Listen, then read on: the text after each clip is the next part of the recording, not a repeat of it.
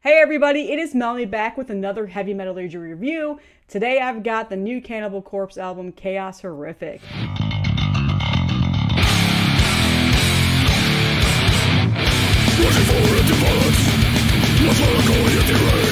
Does anybody really need a background on Cannibal Corpse? Well, I'll give a brief one just in case if for some reason you're not familiar with this band. Cannibal Corpse has been around since 1990. This is their 16th full-length album, their 12th with George Corpse Grinder Fisher on vocals, and it's now their second album with the brand new lead guitarist Eric Rutan, who was on Violence Unimagined right before this release about 2 years ago. Yeah, the band's been around for a long time. They're still pumping out fantastic death metal, and they're one of the most legendary death metal bands, and if for whatever reason you have not heard of them, you got a lot of stuff to listen to and dive in.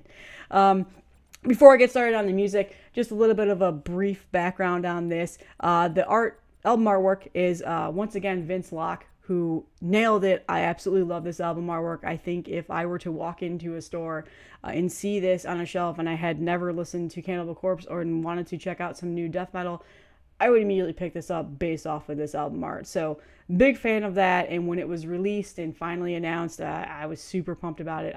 I need to get this on a shirt, a poster or something.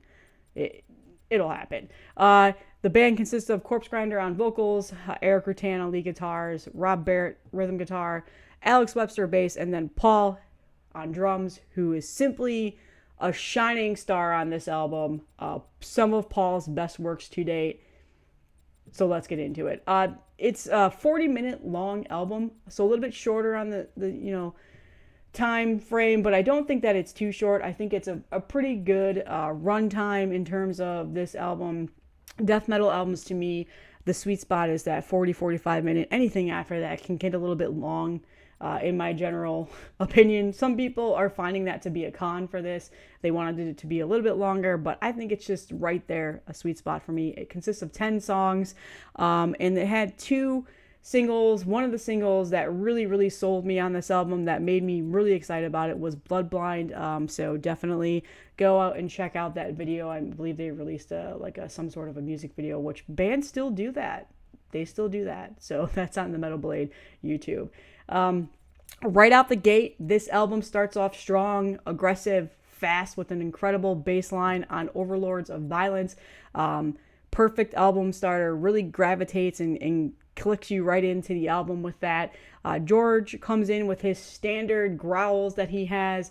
There's a cool guitar solo on this song. And I feel I kind of get some Gallery of Suicide vibes with this song, which immediately made me happy because that's one of my favorite Cannibal Corpse albums. And I just think it's a perfect way to open this album. Yeah, it's a very good standard Cannibal Corpse album. It's fast. It's, like I said, that really juicy bass line. It's a solid song.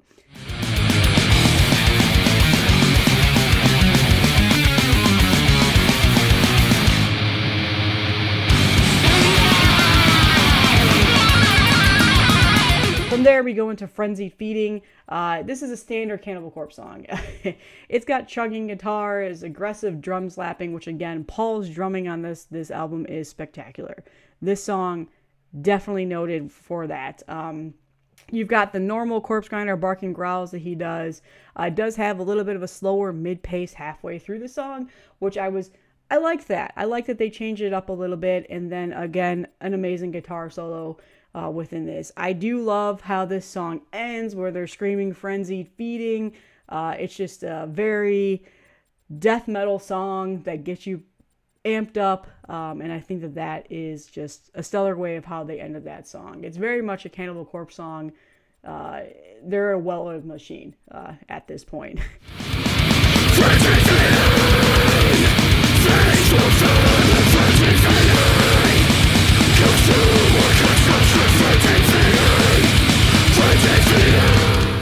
The next one is Summoned for Sacrifice. I honestly am just going to be honest with you. It's a fast-paced riffage song. It's a Cannibal Corpse song. This is probably my least favorite song on the album. I'm not too sure why. I just think maybe the other ones stand out a little bit more in regards to the musicianship, the technical guitars that they throw in here from time to time.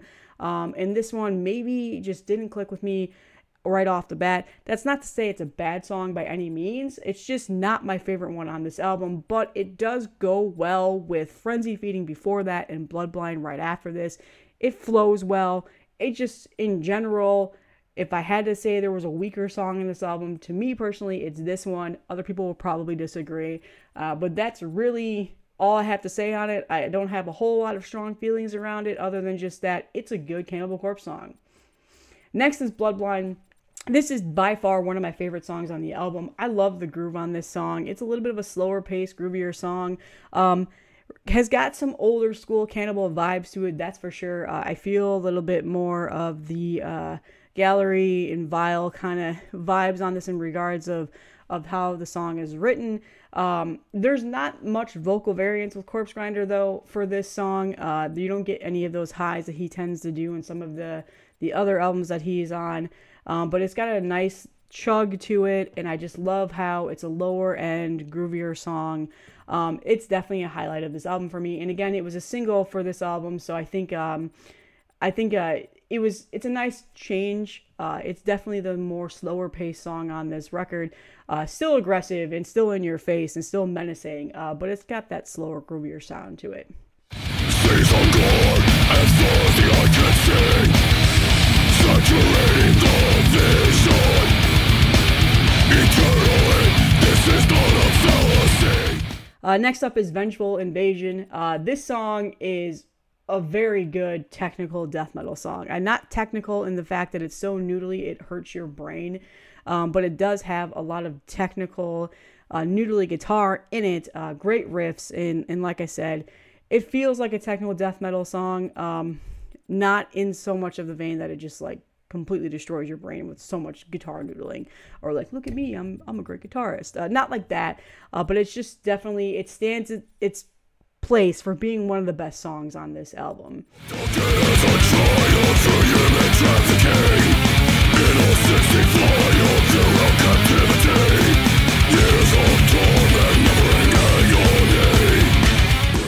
Chaos Horrific is next. This is the album title song. This is probably the most fast-paced and brutal death metal song on this album.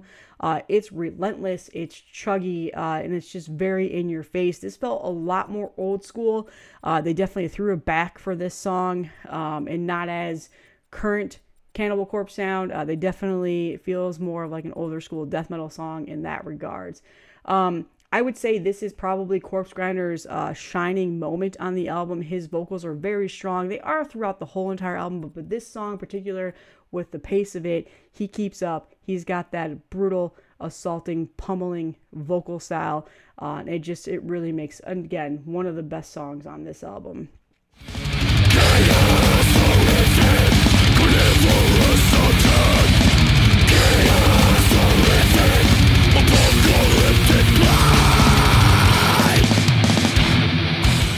Fracture and Refracture is next. Another aggressive, fast-paced song. It's a pretty kick-ass song. That's all I really have to say. Probably one of the more weaker songs on the album, if I had to name one. And then followed by that is Pitchfork Impalement. Again, amazing drumming on this song. Paul does an incredible job. Another riff-laden song. Pestilential Rictus is just a heavy-ass, sonically brutal song with Corpse Grinder's vocals, and then the album ends with my favorite song on this album. I'm getting goosebumps. I'm literally getting goosebumps with Drain Your Empty. Oh my god. This is by far a 10 out of 10 Cannibal Corpse song. This is by far one of their best songs that they've ever written. It's different in terms of it's not like a fast chugging riff song. It's got build up. It starts off slow and menacing and evil ass sounding guitars, and then it just builds up. Corpse Grinder's vocals are fantastic with the way that this song is structured, and it's just heavy. It's a great song. I think it ends the album perfectly. My only complaint is that it just ends. There's not really much of a fade out. If there was a fade out, I think it would have made it even more perfect, but that's not anything to deter me from this album. But I love that song. It's so good. I'm going to go listen to it right after this. Your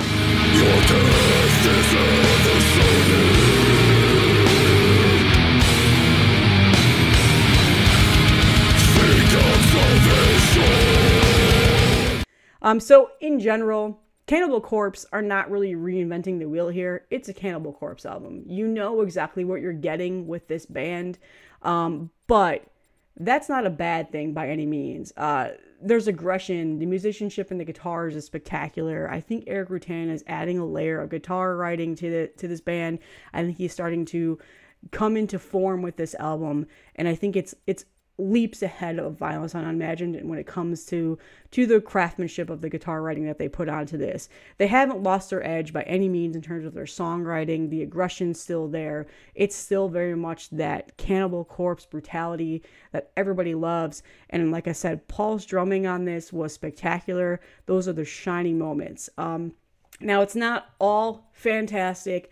There's a couple of things that I was a little bit disappointed about. One of them being that the last song just ended. I do think the fade out would have made it a little bit more of an epic song. But again, not deterring me from saying this album is good. The other thing is Corpse Grinder.